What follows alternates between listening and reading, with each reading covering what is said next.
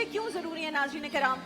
ابھی جب اس ٹرانسمیشن کا آغاز ہو رہا تھا، یہ شروع کے کچھ مومنٹس ہوتے ہیں، اتنی تیاری کے بعد بھی جب مجھے پتا ہوتا ہے کہ میں نے یہاں آنا ہے، آپ سے بات کرنی ہے، اس ٹرانسمیشن کو لے کر چلنا ہے، یہ صرف میرے اوپر اتنی بڑی ذمہ داری ہے، ہم سب پر جو آن کیمرہ آتے ہیں، کیونکہ جو آف سکرین لوگ ہیں وہ صرف کئی ہفتوں کی نہیں، کئی مہینوں کی محنتیں ہوتی ہیں جو یہاں پر ہم نے صرف آپ کے سامنے پریزنٹ کرنی ہوتی ہیں۔ ہم گناہگار، ہم ناچیز، ہمیں وہ عقل نہیں ہے، وہ بھروسہ آپ کا ہم پر ہے، لیکن ہمیں کبھی کبھی لگتا ہے کہ کیا میں اس قابل ہوں۔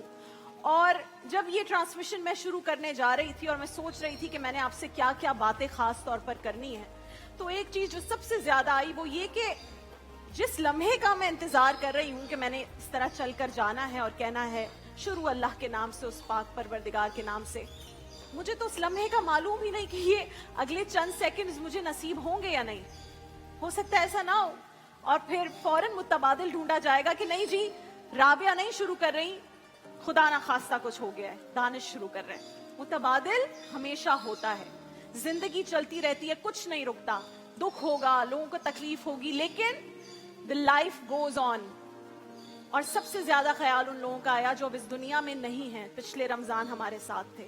بہت ایسے لوگ جیسے تابندہ لاری آپا، ان کا پتہ چلا اور ابھی وہ غم تازہ ہے۔ معروف ثنا خواں نعت خواں ہر وقت کہتی تھی کہ آخری دم تک رسول اللہ کا نام میری زبان پر ہو، اور ایسا ہی ہوا۔ پچھلے رمضان ٹرانسمیشن تک بہت جگہوں پر آپ نے تابندہ لاری آپا کو دیکھا۔ اسی طرح جو عائشہ آپا تھی، ہماری ٹی وی اسکرین کا بہت بڑا نام۔ یہ محفلیں کیوں ضروری ہیں ناظرین کرام؟ ان محفلوں سے، آئسولیشن سے آپ نے بچنا کیوں ہے؟ ان کی لاش 3 دن گھر میں رہی اور اس کے بعد سب کو پتا چلا۔